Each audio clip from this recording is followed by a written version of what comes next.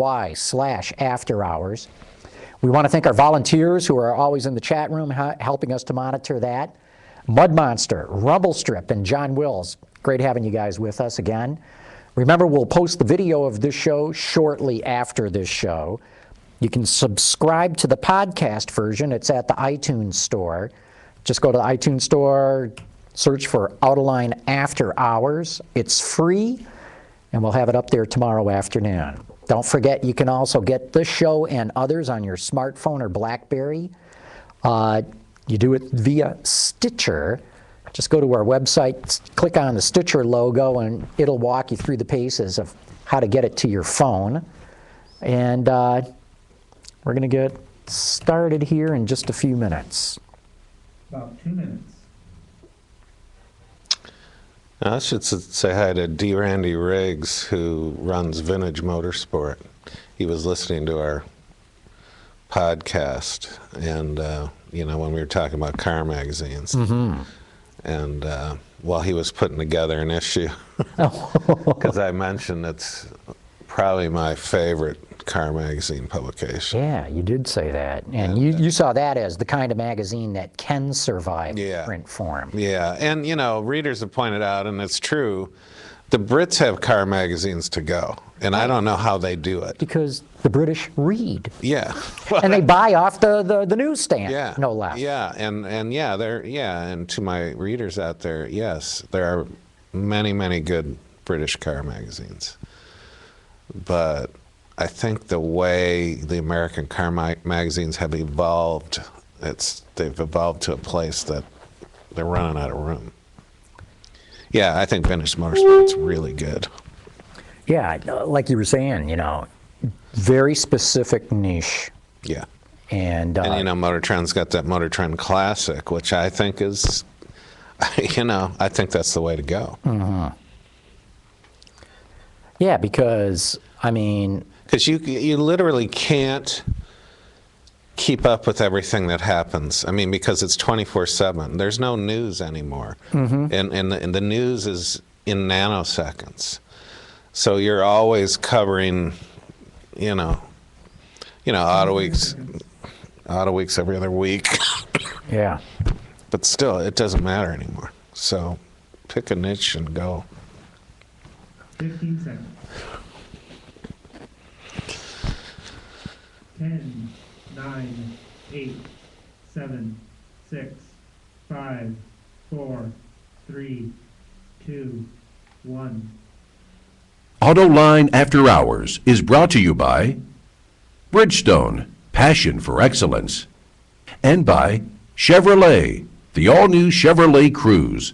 Get used to more. Well, thanks for joining us again, folks, here at Autoline After Hours. And with me, as always, is my partner in crime, the Autoextremist, Peter Lorenzo. John, good evening. It's good, all right. How are you? I'm doing great, actually. Yeah. I feel pretty good. That's good. I know, it's really good because... We've got 60s and 70s coming here, which is, for people outside of this region, just don't realize what a revelation that is. Snow-soaked region, right? Yeah, it's like... with their crumbling roads. Oh, man.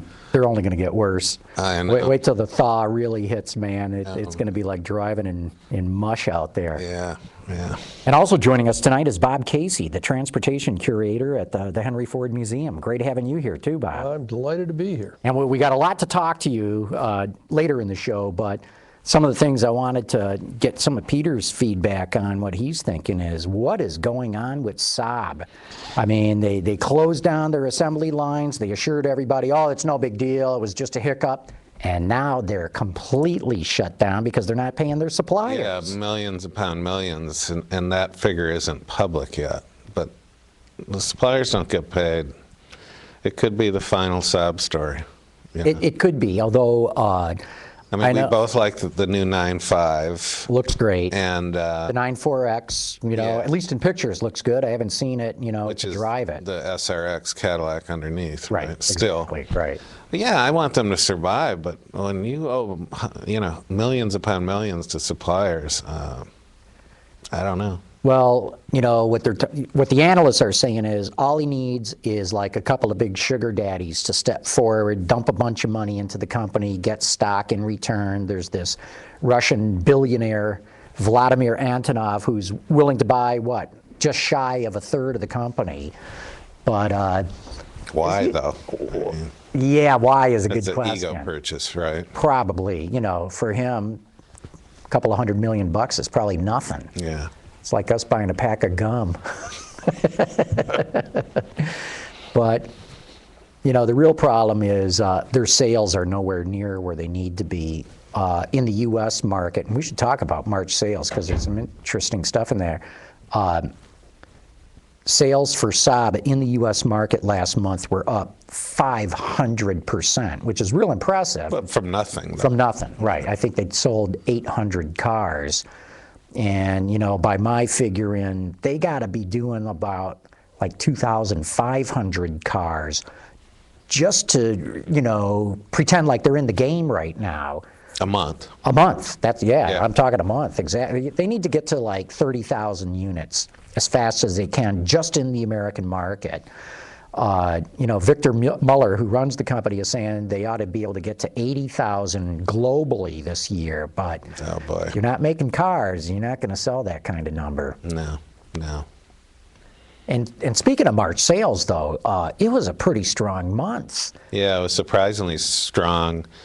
But as some of the analysts and some of the manufacturers pointed out, there was a notable weakening of light truck sales, you know, because of the gas prices. And slight. Yeah, I'm But not sure I buy that argument. What I'll point out is that, no question, passenger cars, especially in the smaller end, were red hot.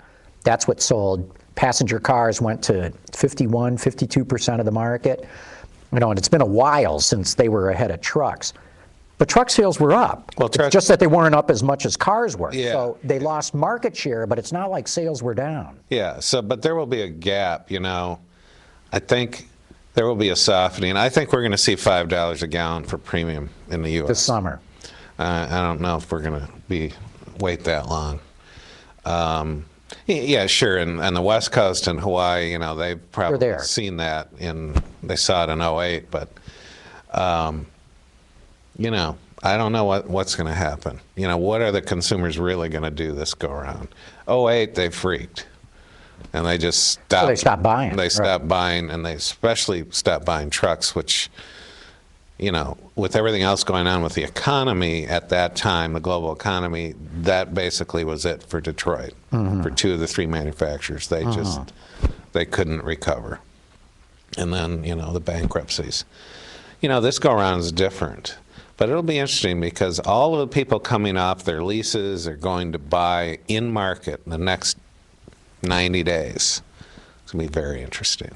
You know, I wonder if Ford's got a leg up in the truck segment because it's got EcoBoost in the F-150 now. Not only do they have EcoBoost, but I don't know if anyone realizes that they're going to offer a 4-cylinder in the Explorer. I know, yeah. And EcoBoost 4-cylinder. EcoBoost 4. And, you know, people say, oh, I don't want that. Really, for around town, it's fine. Yeah, if you don't tow, if you don't haul big loads in your Explorer, right. And the Explorer is still red hot, and you know that I don't think that motor comes online till midsummer, but still, you know, when they announced that, everyone was scoffed at it, but it's like, I'm not scoffing at all because I drove it in the Ford Flex and I was blown away at how well it worked. I would have never guessed that a 2-liter 4. The Flex is not exactly a lightweight or welterweight kind of. oh, and it's the same weight as the Explorer, so. Is it really? Yeah. Well, then there you go. I can tell you from driving a 2-liter EcoBoost in the Flex, it works just fine. I think, yeah, you mentioned Ford has a leg up. I absolutely think they have a leg up. So, you know, going back to the truck things, Ford sold 53,000 F-Series last month. So yeah, you know, pass cars were red hot, small cars, hybrids too did extremely well. Or I shouldn't say that. 3 hybrids did extremely well. You know, 2 Toyotas and a Honda. The rest of them, forget about it. Yeah. And so 53,000 F-Series with gasoline nudging up against $4 a gallon in many places in the country, that's not too shabby. And that EcoBoost engine in the F-Series is sweet. I mean, it runs great. Yeah, it does. And that's the other thing we got to talk about here is Ford went ahead of General Motors in sales. And this is after killing off Mercury. So Mercury didn't help them, and Lincoln sales actually declined year over year, so Lincoln didn't help it at all. So this is the second time in... Second time in about a decade for 1 month Right. that Ford went ahead of General Motors. Yeah, it's just 1 month, but, you know, there's definitely a seismic shift going on in acceptance in the market, I believe. Can they keep it going? Well, they've got their products. I mean, the Focus isn't even online yet, and I think they're a little concerned about the slow rollout of it. And but once that comes online, I think that's going to become the mainstream American car. The Focus. It's that good, yeah. I don't think they have enough production capacity to outsell Accord and Camry. Well, no, but eventually, I do believe people will look at that as the mainstream American car. That C segment Oh, yeah. will be the mainstream, and when you're looking at it, you've got, well, what do you have? You have Focus and Cruze. As far as mainstream American C cars. So, Right. Yeah, Chrysler's not really in the ball game there. no. Not with what they got right now. Hey, last night I went out to, jumping topics completely here, I went to see the opening of Tech Shop in Detroit. This is... It's an unbelievable concept. It's so cool. It started in California. This one guy, Jim Newton is his name, came up with an idea of getting like a big industrial building, filling it chock full of manufacturing equipment. Laser welders, laser cutters, milling machines, lathes, rapid prototyping, painting. If you want to make anything, you can make it at this place. So then you join it like a health club. Costs you like $100 a month. So you pay your monthly fee and you get to use all this equipment. You can go in and make whatever you want. So they started it in Silicon Valley. Then they they just opened one, I think, a month ago in San Francisco. They're coming to Detroit. They had their like grand opening, well, not grand opening, because it's really not going to open until July. But they're doing it here, and it was Ford that brought them here. Ford gave them this. It's a beautiful building. God, it's really impressive. Must be a couple of 100,000 square feet. It's big. And Ford, there's a guy at Ford named Bill Coughlin, who I really don't know a whole lot about, but I know he's in charge of all the intellectual property that Ford has. And it licenses that technology to anybody who wants to use it. Mostly other automakers or companies in the auto industry. So they get all these royalties. I'd love to know what the number is. All Bill Coughlin would say is it's not exactly chump change. So he says he's got to give most of the money to the mothership, but Ford lets his department reinvest a given amount of that money to hopefully grow Ford's intellectual property. And he says since they started doing that, he has brought in more revenue. So what his idea is, he brings Tech Shop to Detroit, gives them this building to use that Ford had sitting empty there, and he said that in their R&D operations, they always have people that want to work on new ideas, build prototypes, and Ford just can't always accommodate it. You know, they've got stuff they're working on, and maybe these guys can't get to the equipment they want. So Bill Coughlin's idea is, hey, somebody has a good idea, wants to build a prototype, I'll buy them 3 to 4 months of memberships at Tech Shop. Just tell them to go make it there. He wants what he's calling a YouTube studio, so people can come in and learn how to do videos and learn how to post it to YouTube. He wants a retail store, so if you make stuff there, you can sell it in the retail store. And so while it's ostensibly this Tech Shop deal, Ford Research is going to be playing a huge role in this. And as you guys know, most vocational training has been eliminated from high schools, especially shop. Yeah. And there's still a few schools that have got them. So what they want to do is partner with high schools in the area and say, hey, send your kids here. We're going to have equipment like no high school could ever afford to have, and teach these kids, you know, good skilled trades, that kind of stuff that they can take and get good jobs with. Yeah, it's cool. So I'm really impressed by this idea. I can see it really working. Then one other news thing that I thought was very interesting this week, Toyota dodged a big bullet. You know, the first lawsuit against this so-called sudden unintended acceleration. I say so-called because, you know, we know that, yes, there are floor mats that get trapped under the pedal. Yes, we know there were some accelerator pedals that were sticky. And then there's driver error, which I believe it is, where people mistakenly, hey, we're human, we make mistakes. People press on the gas pedal instead of the brake, and they get in accidents and they sue Toyota and say, oh, there's mysterious problems in here.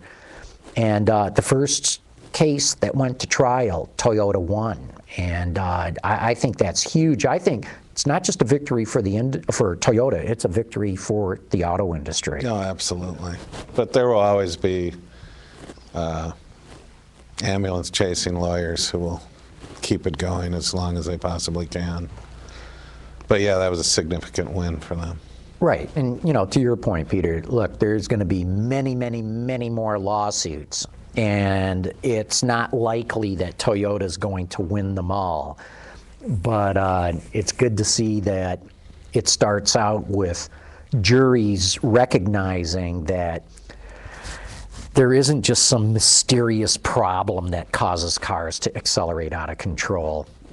And I know I've gotten some hate mail about that, but you know, as I keep pointing out, this is not a new problem. It existed before there were any electronics in cars. And It guess affects what? every manufacturer. And guess what? There hasn't been one reported incident with a manual transmission. And that's the real telling one. Not one. Not one. And what do we read into that? People who drive manuals tend to be better drivers. Yes. It takes a certain amount of skill. And speaking of better drivers, Sean, don't we have a new returning sponsor to talk about today? Well, we do. We But not don't yet? Not yet. Well, we've got Hyundai is coming back to sponsor the show, and it's great to have them. In fact, everybody go to our website and click on the Hyundai logo just to show them that you're appreciative of their support of what we're doing here. In fact, why don't we take a quick little break here for one of our other sponsors, and then we'll get Bob Casey in with us.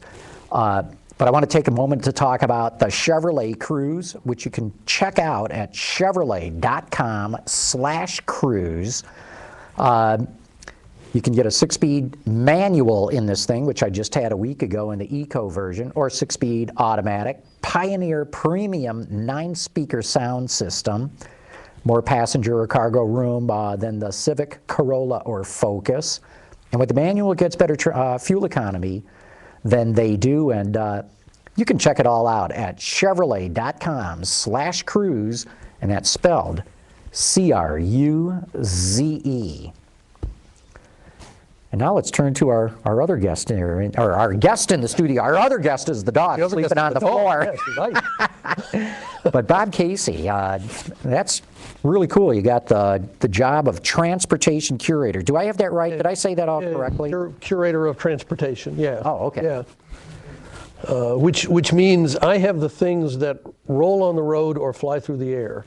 The things that run on rails are actually the province of another curator. Oh, no kidding. Yeah. Okay, so you don't have the trains. I don't have the trains or the trolleys or anything like See, that. people who have never been in a museum, that's one of the most unbelievable things, is to see those massive trains. Monster-sized locomotives. Monster-sized. I mean, they've got to be the biggest locomotives that were made in the world. The locomotive that we have, which is called the Allegheny, that was the class of it, is supposedly the heaviest ever made. The big boys that Union Pacific used to run out west were longer, but ours is heavier. So take your pick as to what your definition of big is. Still impressive. It's extraordinarily impressive, yeah. But you get to ride herd over all the fun stuff too, right? Well, I think they're fun stuff, yeah. It's the cars and the bicycles and the horse-drawn stuff and the motorcycles and the airplanes. So talk a little bit about your cars. You know, what all is in the collection? Not every single one, but, you know, from what year to what year and what kinds? Actually, our car collection runs from 1865. Whoa, whoa, whoa, stop right there. I knew that would be good. Wait a minute. Good catch, yes. What is Gottlieb Daimler going to have to say about that? I think his car wasn't a gleam in his eye in 1865. There was a gentleman in Massachusetts named Sylvester Roper who got interested in applying steam technology to carriages. And he built a series of horseless carriages run by steam, burning charcoal. He also built a steam-powered motorcycle. Whoa. When? When was the motorcycle? This was also in the 1860s. This is so the Civil War is going on, and this guy's making cars. And we have one of them. Why does he never get credit? Why do the Germans always say, well, we did it in 1899? Well, the interesting thing is that at the time he was building these things, and he built like half a dozen. He wasn't turning them out. And they were all sort of one-offs. But he would demonstrate them at fairs and circuses and things, or people would go to the county fair and he'd drive the thing around the horse track. People would pay and they would applaud. There was nobody was writing him letters saying, build me one of those. When are you going to put them into production? There was no public demand for these things. They were scared of them, or they didn't see any value? They didn't. They saw them as novelties. You have to remember, people had figured out how to get around. They had horses, they had trains, they had carriages, they had a variety of ways to get around, and nobody saw a pressing need for something that was motorized. Ratchet forward 40 years or so, and 30 years actually, when people like Henry Ford and others, the Germans, the Daimlers and all, are messing around with horseless carriages. And there actually is a public interest. A lot of historians, and I'm one of them, think that part of what happened was really two things. One was bicycles, which gave people the idea that you could get a personal vehicle that you could get on whenever you wanted and go wherever you wanted, regardless of the schedule, and go faster than you could walk and faster than horses normally went, because horses mostly walked, and horses don't walk any faster than we do. The other thing was the really cheap buggy, so that you could order a buggy from Sears Roebuck for $25, and it would show up at the depot, and you could go in and take your horse in if you were a farmer. And for the first time, you could have a vehicle whose only purpose was hauling people. You could afford one. You didn't have to use your farm wagon. And I think that began to whet people's appetite for personal transportation that allowed you to go wherever you wanted, when you wanted. When the automobile comes along, or the horseless carriage, as it was called, people began to see it in a different way from the way they saw it when Sylvester Roper made his steamer in 1865. Now wait, because weren't the British making steam coaches even earlier than that? The British made steam coaches even earlier, and they were like the equivalent of small buses. They like stagecoaches. They would haul several passengers. And the stagecoach operators got together and got the British government to ban them, that they were dangerous and they were scaring horses. And this is where the infamous red flag law came along, that you had to walk along and carry a red flag in front of these things. Which meant that these vehicles could only go as fast as the guy walking holding a red flag. So all of a sudden there was no advantage to them. But yeah, the actually small steam engines were quite technologically quite feasible.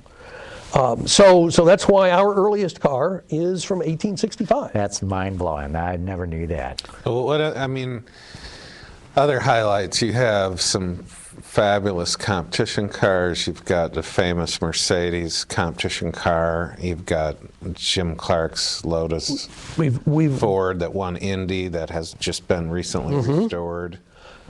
we've got we've actually in the last few years tried to broaden our racing collection.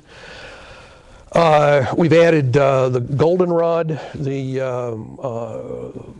car that held the land speed record for wheel-driven vehicles. 4 Chrysler Hemis in a row went 407 miles an hour at Bonneville. If you're a drag racing fan, you remember George Montgomery and his 33 Willys Gasser. We bought that from George. I saw that run in period. Did you really? Yeah. It's just awesome at night too. Even more so. We've got actually the most recent race car that we acquired was another Bonneville car. It was a belly tank Lakester. Oh, It was run by a guy named Tom Beatty, who's one of the first hot rodders to mess around with supercharging. And he started this car out with flathead Fords, and then he moved to Oldsmobiles, and started running at Bonneville in the early 50s, turning in the 180s. And by the time he stopped running this car, about 1963, he was going, I think he went 243. Oh man. We've got a 56 Chrysler stock car that was run by Carl Kiekhaefer, who ran, his real business was Mercury outboards. But he was the Roger Penske of the 50s. Absolutely. Flat dominated NASCAR. Yeah. For what, 3 years? 55 and 56. Yeah. And we've got one of the 56s. They won 22 out of 41 races. Wow, that year. that's awesome. That's amazing. And what is astonishing about that car is how stock it is. It's got the original front seat. It's got the headliner in it. I mean, the dash is standard. They took the back seat out, and it's the suspension is beefed up, and there is a roll bar. Not really a cage, but a roll bar. But in those days, when they said stock car, they were What they meant. pretty stock. Yeah. And you also have historical, the Kennedy limousine from Dallas that was sanitized. We have 4 presidential limousines. They were all Lincolns. The reason we have them is that Lincoln didn't sell them to the government, they leased them. And when they came back from lease, the Lincoln gave them to us. And we have the car that Kennedy was riding in 63. You say... It was cleaned up, not like today when there's a crime investigation where everything is Left as is. and they. Well, what they did is that I mean, the car was evidence, and it was in the hands of the Warren Commission.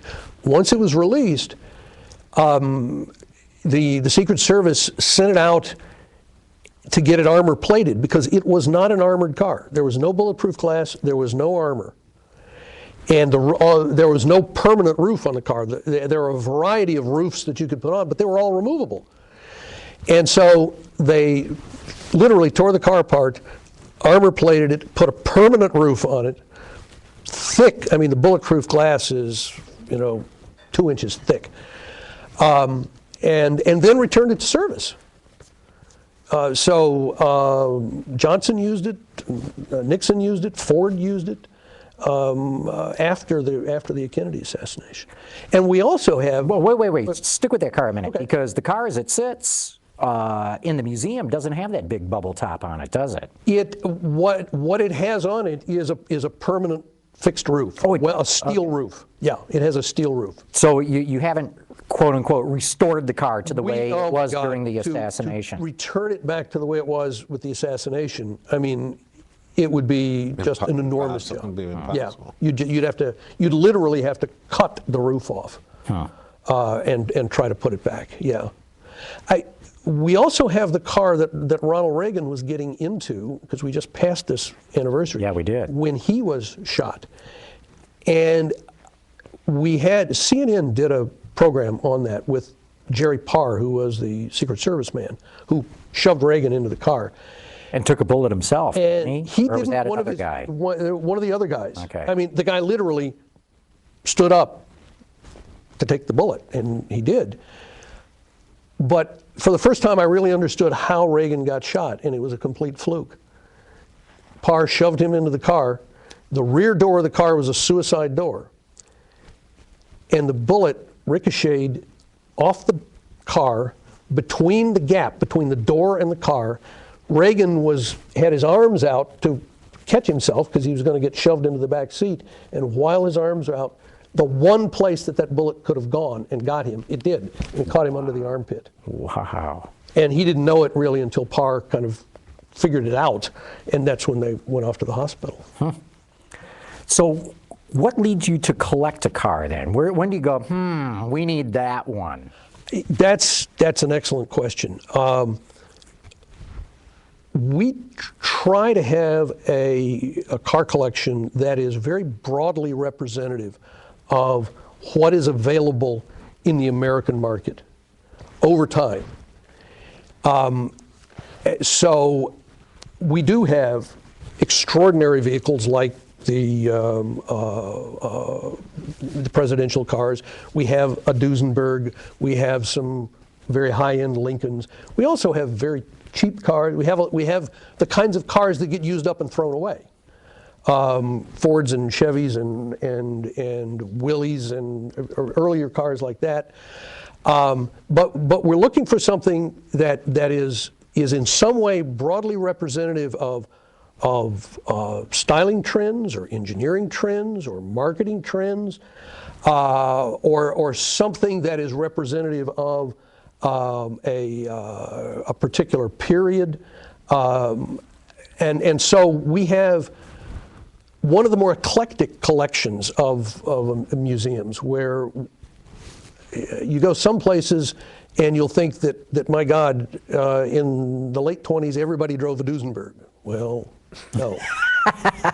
Or, we have one muscle car. We don't have a bunch, because we have a Pontiac GTO, a 67 GTO, and that speaks to muscle car-ness, if you will.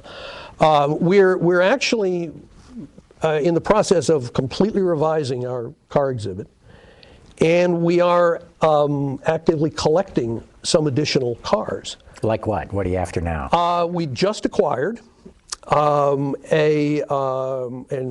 you're gonna think this is odd, but we just acquired a 1998 Dodge quad cam pickup truck, quad cab pickup truck.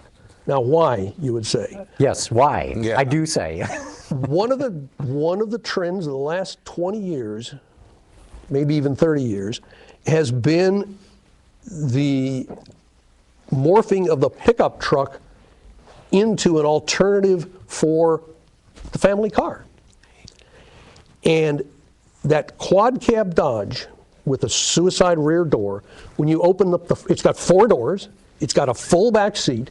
You open up the front and the rear door, and you have better access to that back seat than you do in any 4-door sedan. It is essentially, functionally, it's a sedan with a gigantic trunk. Yeah. And so we want to address that trend of the whole morphing of the pickup truck. I mean, the best-selling vehicles, the 2 best-selling vehicles in the country for years have been pickup trucks. Another vehicle that we're looking for and we're almost ready to acquire is an '89 Honda Accord. Now again, you'd say, why? That is the first year that a Japanese nameplate was the best-selling car in the country. Honda Accords in '89.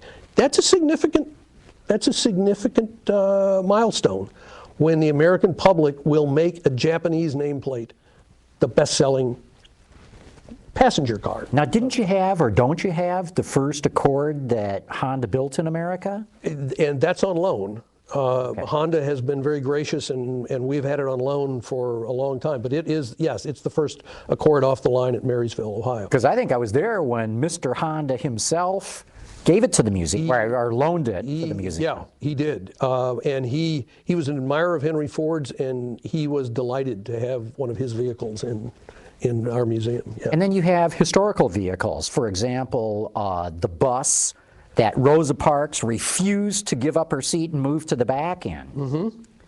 That was a vehicle that It was just recently restored, right? it was about, I guess, maybe 4 years ago or so. That bus had, when the bus company in Montgomery sold it, or was ready to get rid of it, it had finished its useful life. A fellow in Alabama bought it, and another bus, and he lived out in the country, and he wanted essentially tool sheds. So he bought these two buses, took the seats out, took the motor and transmission out, sold them, and pretty much paid for the purchase price of the buses that way, and stored tools in these buses. And he'd been told that one of these buses was the bus that Rosa Parks refused to give up her seat on. At one point, he actually tried to sell it on eBay, and nobody would believe him. But an auction house got interested in it, did the research, came to the conclusion that this was the bus, and they put it up for auction. And there were other people who got into this. The Smithsonian was also interested in it. And we checked it out, checked the records all the way back to when it came off the line at GM Truck and Bus in Pontiac.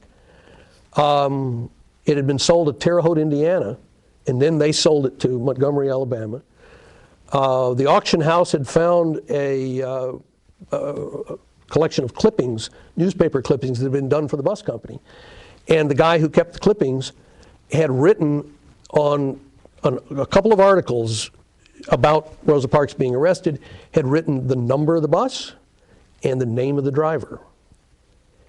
And it was still that number. That number, you could trace it all the way back to the Pontiac. That's the number it had on it. And basically, I mean, we hired a forensic document expert to look at the papers. I mean, we were actually looking for evidence that this wasn't the bus. We were looking for something that would jump out at us and say, there's something wrong here. We never found that. And we became convinced that this was the bus, and we were fortunate enough to be able to buy it at auction and beat out the Smithsonian and bring it to Michigan. Do you typically go through that kind of search of provenance and whatnot on what you buy? If it's something that is supposed to have a significant history, yeah, you do. Now, the Dodge Quad Cab, I just want a good one that's in good condition. If it happens to have a nice story, that's fine. Actually, it looks like that this one was only owned by two people, and it looked like they actually did use it mostly as a car because the bed's not all beat up. And so that fits exactly the story that we're trying to tell. So it kind of depends upon what the claims are about this thing. But you do, if there's supposedly some special story, you want to be able to verify that story. So of all the different vehicles that you have there, whether it's bikes or planes or the cars, do you have a favorite? Yeah, I do. There's a vehicle that is a 1906 Locomobile race car. It won the Vanderbilt Cup, which was at that point was the great American auto race.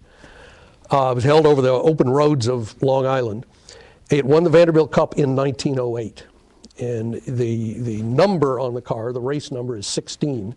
And it came down to history as Old 16. Yeah, I've seen that. It's really cool. I read about that car when I was in junior high. And I got to see it a number of years ago when the fellow who owned it then, Jerry Helk, brought it out to the long-defunct Meadowbrook historic races. And ultimately, his family put it up for sale because it was so valuable. By then, taxes were going to be a problem, and we were able to acquire it. And it's a car whose provenance can be traced all the way back to the factory, when we know every single owner. And so that one, I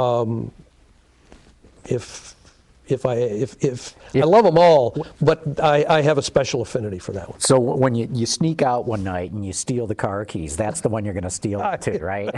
Well, you got to crank it, so it's you don't, and it's a 16-liter engine. So Wow. you don't crank it easily. And is there a car that you wish, dang, I wish we got that one? Is there the big one that got away? There's actually not. Interestingly, this Lakester, this belly tank car, had come up for auction. We bid on it. A private owner paid, I think, foolish money for it, far more than we could pay.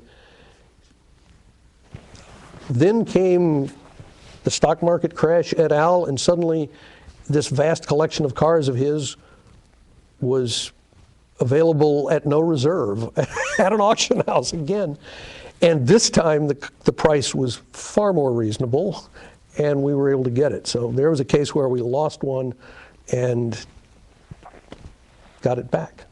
So for anybody who doesn't know, the museum was started by Henry Ford, who recognized things are, and this is going back, quite a ways, more than half a century, right? And Henry Ford actually started collecting old things, farm equipment, clocks, dishes, just automobiles, wagons, old stuff that was disappearing in the 20s. I mean, what was happening is the automobile, in which he played a great role, the automobile was changing America forever, and the world he grew up in was going away. And so he started collecting the evidence of that. And eventually he collected so much of it that he had to do something with it. And he built this museum and village. And we officially collected buildings, as a matter of fact. yeah. They're in the village, which is so awesome. Edison's workshop. The Wright Brothers The Wright workshop. Brothers bicycle shop. I mean, it's just unbelievable when you really see this stuff. And we opened in 1929. And so we've been around as a museum ever since. And the important thing is, I mean, I love to talk about the cars, obviously, but we are a museum of American history, and we collect things that are representative, and so we're continuing to collect today. I mean, iPhones and all of these sorts of things that are clearly the kinds of things that Henry Ford would have collected in his day. But you got a couple of things that went beyond being an American. You had one of my favorite race cars of all time. I think it was about a 1955 Mercedes 300 SLR that Fangio had driven. But I don't think you got that anymore, right? Well, actually, Fangio probably drove it, but not in competition. That was one of my favorite cars. I love those cars. That car, as we examined it, what we found was that car was the test mule, and it never ran in competition, but it probably means every Mercedes driver drove it. Yeah. And it had come over here on a tour after they'd won the World's Championship in 1955, the World Sports Car Championship it was then. And it was on display here, and Mercedes offered to give it to us. We ultimately worked an arrangement and gave it back to Mercedes, sent it back to Mercedes. And on one hand, it broke my heart because I love that car. On the other hand, it never ran in the U.S. It literally had no U.S. history other than being on tour here, and we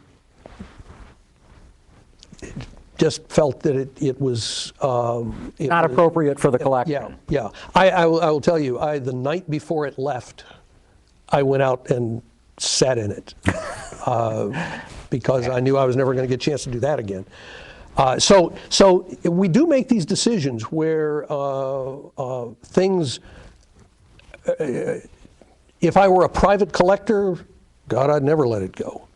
But we have to think about things in a different way. And then the other one that I was going to bring up that I don't think falls under your purview, but the museum has got, I think, several gigantic Watt steam engines that were used in mines to pump water out. Yes. But I believe they're like the first steam engines ever made in history that were brought over piece by piece from England.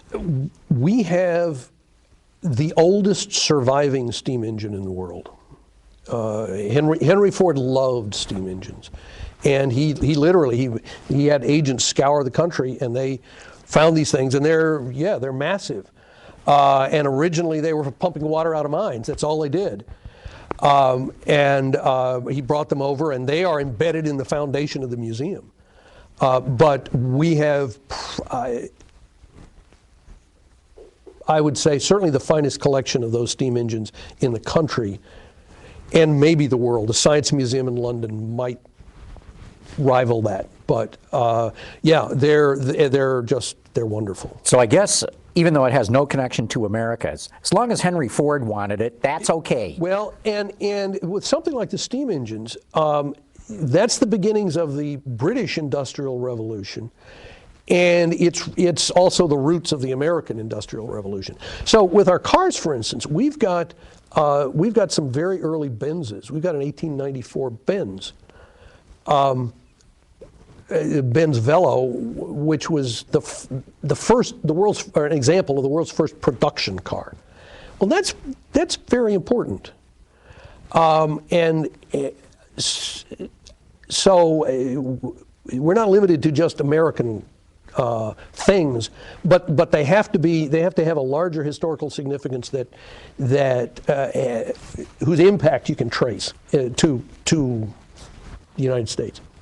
This is really good stuff. We got to take a quick commercial break, and then we got to get to rapid fire, because I'm sure the audience would love to ask you. I do want to talk about our new exhibit. Oh, well, one sec. Let's take a quick break here, because we want to thank Bridgestone for being a great sponsor of this show. They've been with us since the beginning. Check it out at bridgestonetire.com, especially if you're in the business, not just as a consumer. If you're running a product line and you're looking for tires for your product, they've got their run flat tires. They've got what they call eco-focused, low rolling resistant tires, winter tires, performance tires, touring tires, you name it. They've got quite a lineup at Bridgestone. You can check it all out at bridgestonetire.com. Okay, back to Bob now. And yeah, talk about your new exhibit then, what you're doing there. We have, since 1987, we've had a wonderful automobile exhibit called The Automobile in American Life. And that's it. This is when we brought in not only cars, but a gas station, McDonald's, and diner, McDonald's sign. That exhibit is getting long in the tooth, and a lot of things have happened since 1987. We are redoing that exhibit with a new title. The new title will be Driving America. And if you come to the museum now, you won't see an automobile exhibit. The floor has been cleared where that exhibit was. We still have cars on the floor, but they're just lined up in a row. We're redoing the exhibit. The exhibit is set to be fully open probably in January of 2012. But we're trying a very different approach. We're leaving things. The gas station's not going away. The neon signs, the diner, that's all staying. But we're trying intellectually a different approach.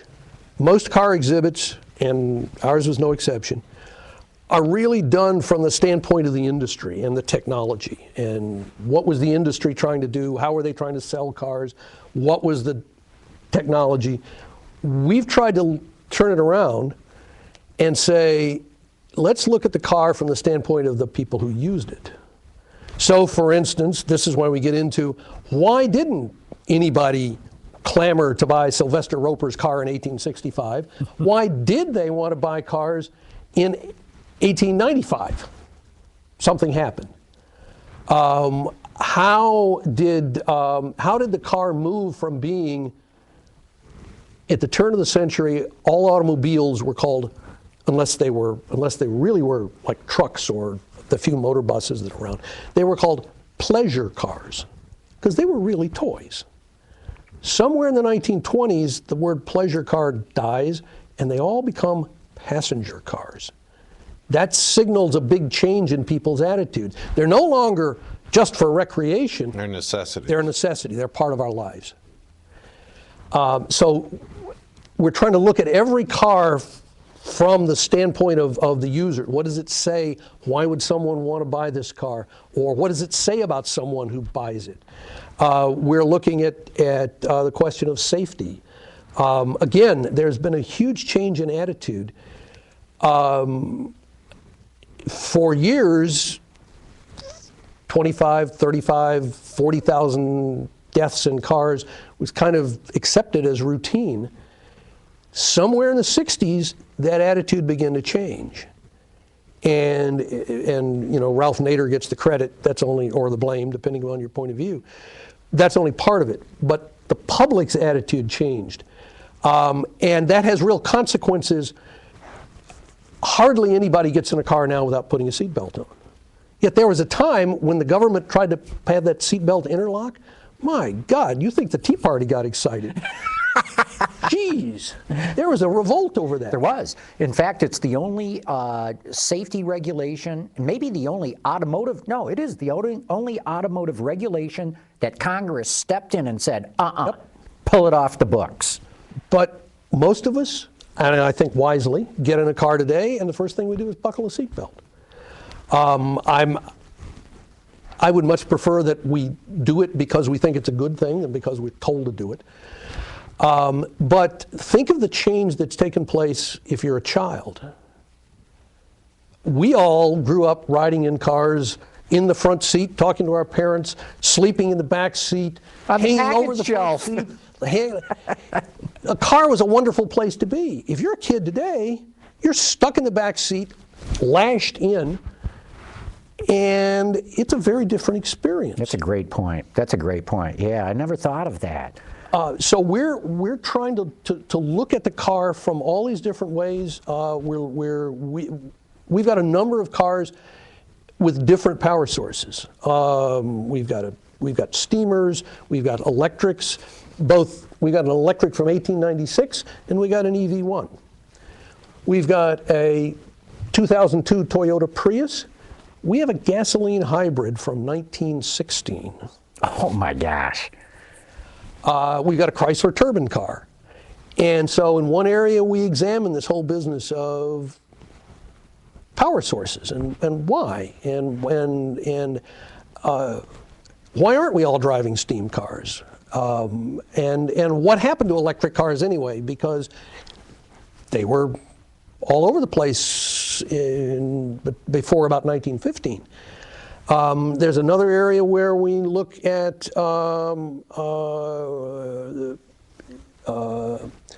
road trips and vacations and family cars and how they've changed over time. But we're always trying to look from the standpoint of the people who are using or buying cars. So it'll be a very different take. We're bringing out some wonderful vehicles that have been in storage for years, especially some of our older big brass cars. And we are adding some of these surprising cars that we talked about. And I really think it's going to be a dynamite exhibit. When will it be open? It's scheduled to open in January. If you want to follow, however, the progress, you can go to blog.thehenryford.org. And there is, along the right side of that page, a whole bunch of topics. And if you click on Transportation Exhibit, you can follow it. Right now, if you go on there, there are pictures of the floor that's been cleared and the big empty spaces. But we'll be updating that blog as time goes on. You'll be able to follow the progress of the exhibit. That's cool. That's great. Now let's get to rapid fire. Ben, let's start it going.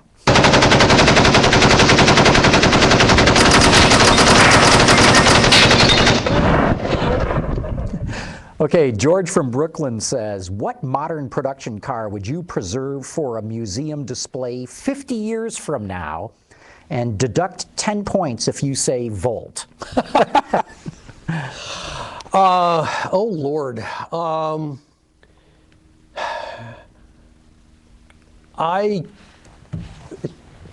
Frankly, this is one of the reasons that we shy away from getting the newest cars, because I don't know which one is going to be. They have to prove worthwhile. themselves. They have before to demonstrate that there's of some historical value, and in a few years we'll know whether the Volt is important or whether it's just a footnote. Unsprung wants to know, do you have one of every model car that Ford ever built? We do not. We would not have enough room to ever do that. Are there any cars in the museum that you've decided you really don't want anymore? Sounds like, this is from Mark D. White. It sounds like he might want to buy one. No, not at this point, no. Okay, one sec here. Could you talk a moment about Eisenhower's, oh, this is a very interesting one. Steve wants to know. Could you talk a moment about Eisenhower's cross-country trip in the second decade of the last century, said to be very important in the development and tanks, and perhaps a few remarks about U.S. auto companies, World War II. It's getting into a whole bunch of things. Do you know about Eisenhower's cross-country trip? When Eisenhower was, God, I think he was whether he was a captain or a major. He was put in charge of a cross-country motor truck trip, military trucks, to demonstrate or at least test the feasibility of cross-country transportation. And it was a nightmare. The roads were awful, and these trucks took forever to get across the country. And that's part of the reason we have our interstate transportation system today. Exactly. Which came about in the Eisenhower administration. It was a lesson that he remembered. And of course, when he got to Germany during World War II, they had Autobahn. Yeah. And he saw these fabulous roads. And when he got the opportunity as president to push it and sign it, he signed the Interstate Highway Bill. But they did prove that you could take trucks across. Oh yeah, but not very easily. Yeah. And in fact, that's part of Eisenhower's claim to fame is he was a master at logistics. And I mean, that shows where his roots came from. Joseph N. says, engines don't last forever unstarted. Plus, it's just a waste of the auto workers' artisanship. How often do these cars get started up? Not very often. We do not have the staff to keep them running. What we do try to do, however, is at least turn those engines over periodically by hand. Let us know when you're going to fire up George Montgomery's Willys, because we should go down there. Yeah, no kidding. To do a pass down Rotunda or something. Flathead wants to know, any plans to acquire the 34 Ford V8 Bonnie and Clyde were killed in? No. Why not? It may be actually hard. I know that car is supposed to exist. That's one of those things where the provenance gets very difficult to trace. Okay. And its historical significance is not worth what it would take to acquire it if the car is real. Gotcha. Hey, Ben, I see we got some phoners coming in. Let's bring in one of those. Hi, this is Jeff W. from Albany, New York. I was reading on the internet, is it true that Lieutenant Dan is trying to push the next generation Corvette, the C8, so I guess not the next generation, the generation after that, onto the Voltec hybrid platform, or making the next generation Corvette an actual hybrid. Hopefully that was just an April Fool's joke, because that would be a disaster. Thanks. That's not true. But the C8 will be a seismic shift for the Corvette. There we go. The C7 that's coming will have a shorter lifespan, because GM knows they can't do a Corvette that for 8 years. Right. So the C7 will probably be a 4-year car, and then we'll see the C8 after. And the C8 I expect to be radically different. There you go. Okay, Jacob Dust wants to know, Bob, if there is one car not in your possession that you really want, what would it be? Oh Lord, God, there's too many. Too many. There's too many. Okay. Yeah. Ben, let's bring in another phone call. Hi there, this is John Dunlap. I'm from down in the Ozarks in Missouri. I just want to call and tell you all something. I watch your show every time it's on, back there, all 3 of the shows. But I want you to know what a fine, fine show John and his puts on. And you always have such wonderful people to interview. Thanks for everything. Bye. Well, thank you. Well, thank you. Yeah, we appreciate We that. do appreciate that. And that goes for you too, Bob. Thank you. I'm proud to be here. Bob, Ben, you got another phone coming in? Hey, John, this is Rick in San Diego. What do you guys think of the Nissan sales with the Sentra and, well, the Versa's always done well. What do you think that's due to, the Leaf or maybe the Versa itself, or just better deals? I do agree with Peter. I think the Focus and the Cruze and the Elantra and the Civic and the Corolla that segment will become the new mainstream family car. Of course, they've gotten a little bit bigger. They're almost the size of the original Camry. But anyway, comments? Why Nissan's doing so well? Well, the Nissan Altima was the best-selling car in America last month. They do have deals on them, but I have no idea why. It's one of the mysteries of automotive life right now. It's not the advertising. Right. Yeah. No, it was real surprising, and I'm sure Nissan's, just thrilled that the Altima was the best. I actually think it's a tribute to their dealers. Really? Yeah. The dealers, huh? Oh, very interesting. Okay, back to you, Bob. Sean wants to know, do you have any World Rally Championship Ford Rally cars? We do not, once we finish this car exhibit, we're actually working on an exhibit that'll be called Racing in America, of course, World Rally cars. The World Rally is not real big in America, and so if it were to become big, a World Rally car might be appropriate. But our focus will really be racing in America, and so that somewhat limits the We were at scope. the kickoff for the Racing in America exhibit last summer at the Henry Ford. In fact, we did the show right there, right? That was an awesome show. We got some very famous race people on. Yeah, that was a great show. George from Brooklyn wants to know, have you ever worked with Jay Leno and his car collection? Jay has visited our car collection. We've been able to, I've been lucky enough to go out and see his car collection. I can't say we've actually worked together, but he has come out and seen our collection. Ben, have we burned up all the phoners? I think so. Okay, let me see if I got some more. Glenn E. says, I like seeing Ike. Had to put one of my dogs down on Tuesday. Ooh, that hurts, man. That's the problem with dogs. They die on you, and the only solution is go get another one. Let's see, here's somebody who's a little bit skeptical on what we were saying before. He says, a 4-cylinder F-150, can you say dog? Actually, we weren't talking about 4-cylinder F-150. No, we said Explorer. Explorer. Yeah, and people are going to be amazed that turbo with the direct injection, the way they've got it calibrated with the transmission, you're not going to believe it. And let's see, I think we're really about at the end here of the questions. So, It's been great to have you. Oh, Bob, this has been a delight to be Really here. good. oh man, I I appreciate mean, being And invited. you know, and people always, come into Michigan. Should I go see the Henry Ford? Yes. Yes. You should go. Yes. and the village. And the village. It's really an incredible experience. And the village opens April 15th. There you go. And And the museum is open year-round.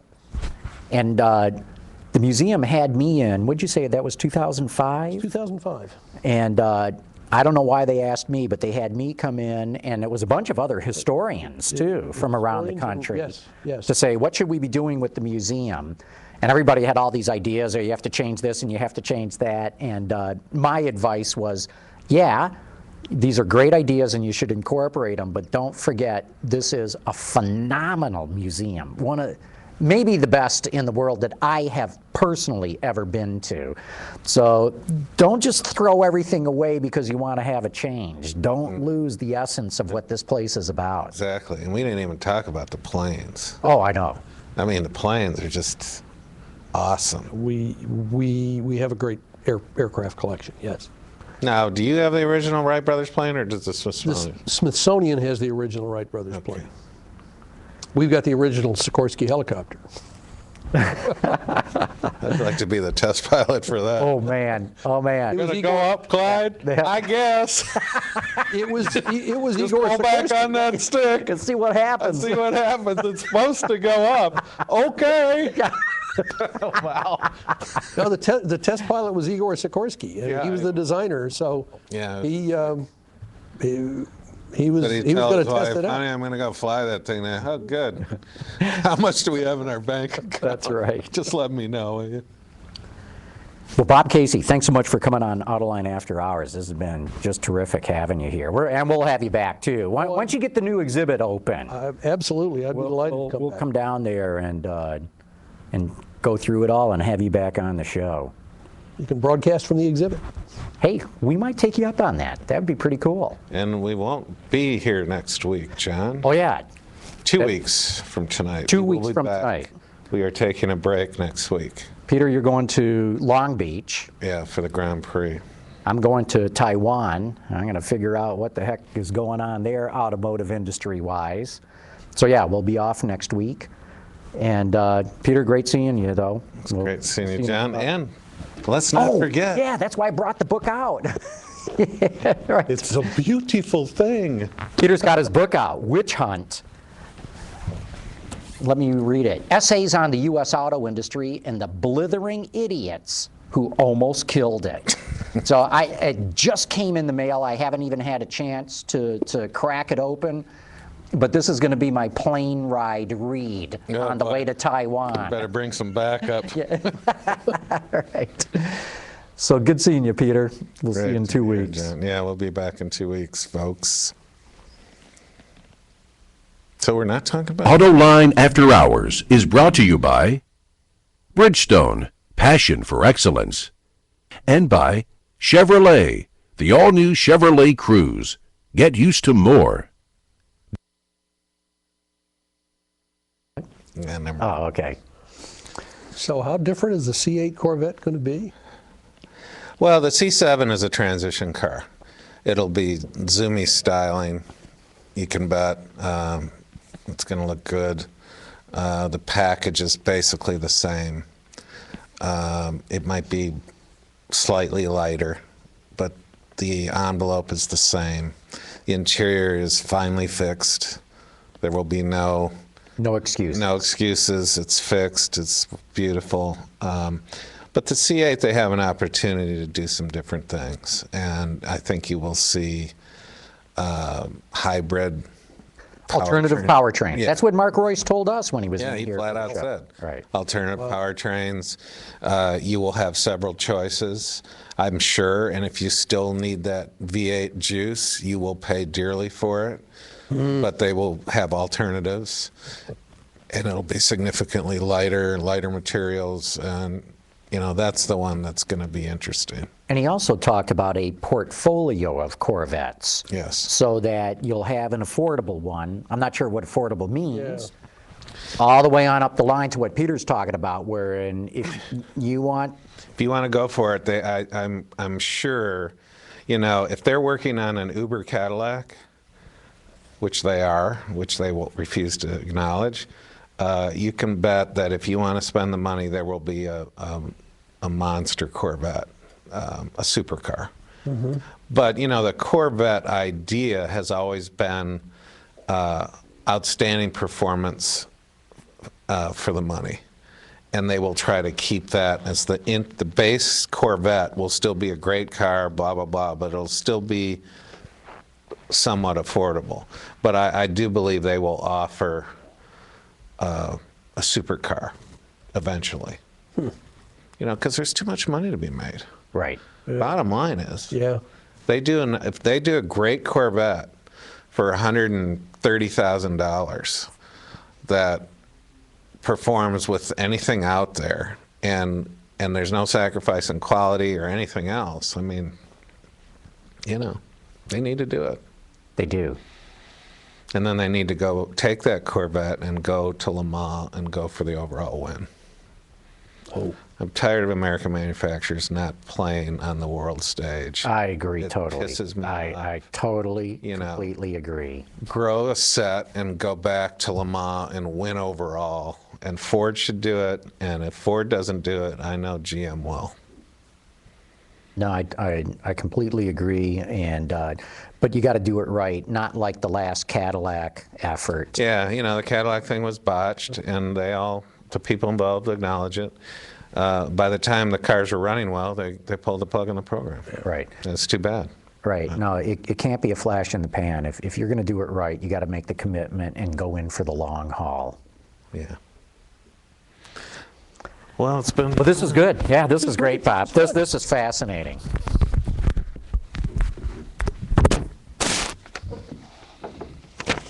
Thank you. I enjoyed it. Oops. Better No, take it's a great leave. format. You know, it's like